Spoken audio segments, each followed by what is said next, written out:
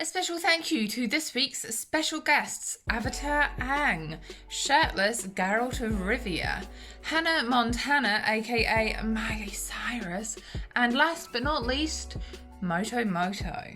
Hey everyone, it's Bethany from Bethany and Garrett. Yes, we've had a name change. Welcome back to this channel where I talk good books, recycled looks, and everything in between. Today I am coming at you with episode 10, How Are We in Double Digits, of books that I have recently read, aka for this wrap up, it's my January reads. Now, before I carry on, just let's acknowledge this situation. If you haven't noticed, I look like Avatar Aang, except instead of the arrow on my forehead, the arrow is on my chest. Your girl is not a very responsible adult sometimes. Just because the clouds are out, she thought she wasn't going to get burned. My fringe also really needs a cut.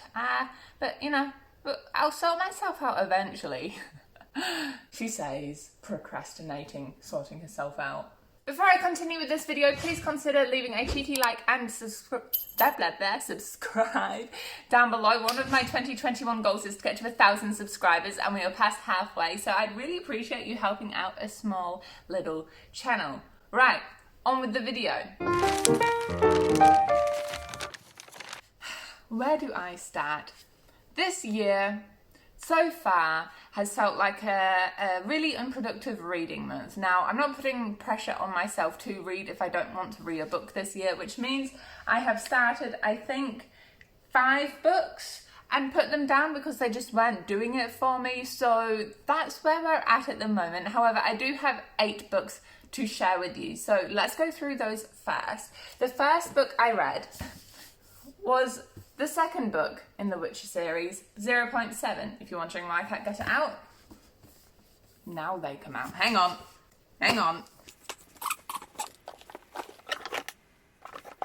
We'll just forget about the absolute mess I made down there. Technically this is 0.7. Am I holding up the right one? I'm not even holding up the right one. This one. Oh my god. Yeah, so this one is 0.7 in the Witcher series. You're probably familiar with The Witcher from Netflix. It was an absolute hit and I have to admit it was really good. And my partner bought me the series last year and I finally got onto reading the second one. This is a similar anthology style to the first installment in the series in that it's an anthology, time-skippy kind of collection of stories from Geralt's perspective. It gives us the history, much like if you've seen season 1 of The Witcher. Each episode is like a different time period, past, future, present, and focuses on a different snippet in Geralt's life. So I really like this. 5 out of 5 stars. I just love the cheeky humour, but the fast-paced action. I just really liked it. Next up is Shine Until Tomorrow. I cannot speak today. This is written by Carla Malden, and full discrepancy and transparency, you guys, this was sent to me in exchange for an honest review, and Carla Malden's team, like their advertisement team, actually reached out to me and let me give away 2 copies. That was over on my Instagram, so keep an eye out there, by the way, guys. This was really hard for me to review because I always want to be as unbiased as possible, but it was sent to me and I hate being rude. But the reality with this book, guys, is that I think I gave it 3.5 stars. The first 50 pages were low-key boring.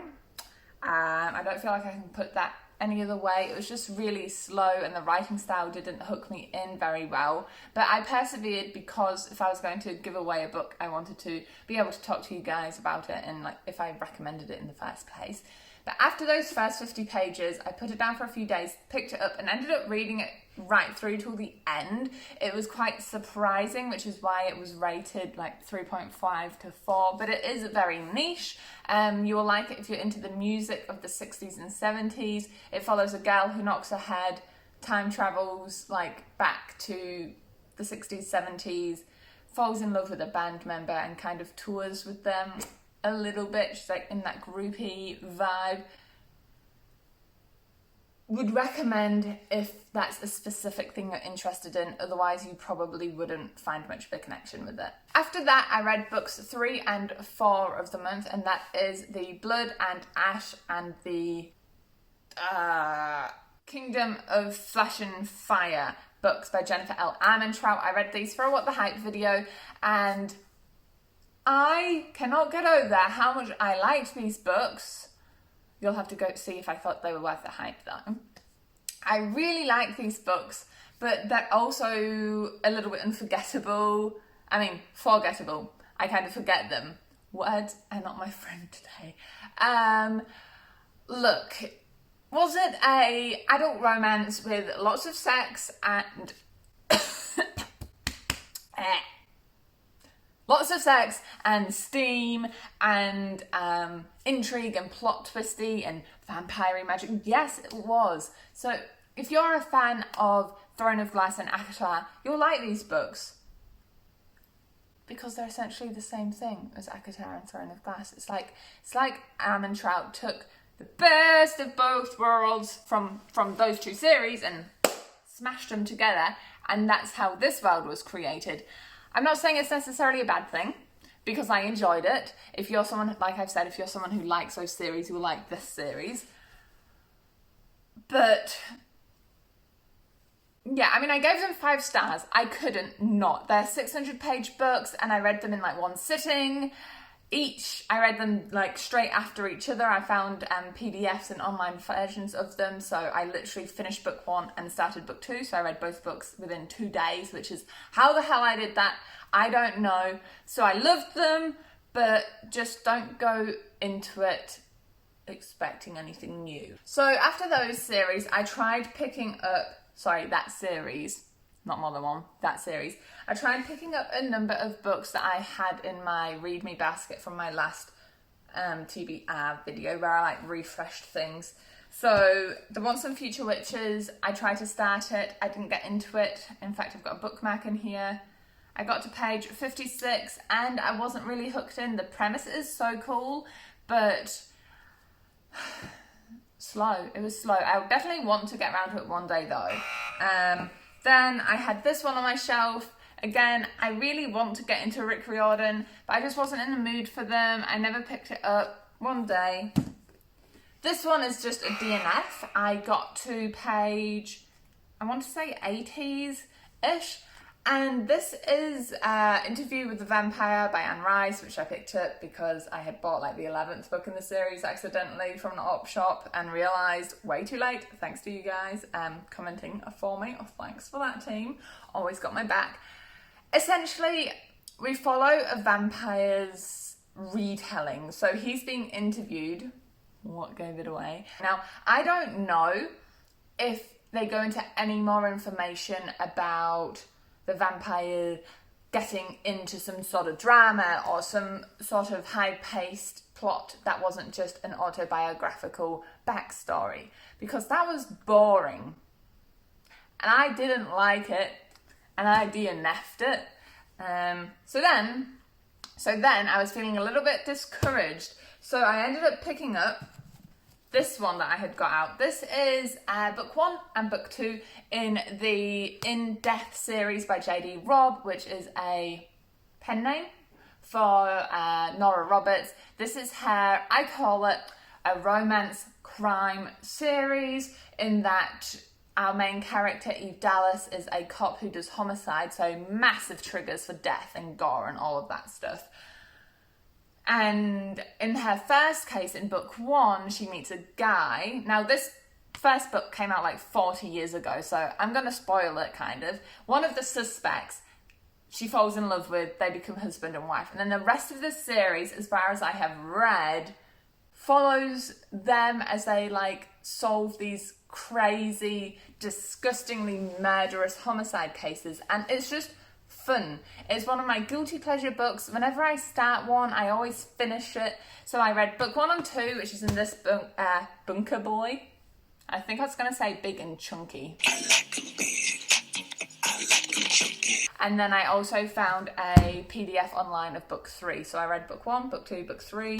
And I think there's like 60 books in this series. So I'm just going to make it a mission to keep reading them. I got to book 7 before I like stopped reading them and lost track of where I was. So I just decided to start the series again. So that was a big win. And I was like, you know what? I'm going for this romance thing. I'm loving it. So then I picked up The Kiss Quotient, however you say it. Wait. Can I change it to, no, Australian. Quotient. And this was another 5 stars. Oh yeah, those are the ones with 5 stars. This was another 5 stars. The Kiss Quotient by Helen Hoang. I just loved the romance. It was so adorable. Like, she has, I can't remember what it was now. Asperger's, and Stella has Asperger's, and she finds like kissing and hooking up quite gross. She's never had a positive sexual experience until she meets the guy. I've forgotten the guy's name, but essentially he is a escort. And so she's like, you know what? I love this, taking her life in her hands. She's like, you know what? I'm going to hire an escort to teach me how to kiss and all of the other sexually explicit stuff. And that happens, and I'm sure you can guess what happens from there. And it was just sweet, adorable, loved it. And that was the last book I read in January, and that was maybe 2 weeks ago. Yeah, so I never got around to this book, Tiny Nightmares. And yeah, I mean, it's still 8 books. I'm not mad at myself. I'm never going to be mad at myself. Reading is just for fun. But I guess just putting it out there, you know, even if you read 1 book or 2 books or 23 books, you're all readers. If you read manga, if you read articles, you're still a reader. I get really passionate about this. So yeah, just know that whatever you read, you're a reader.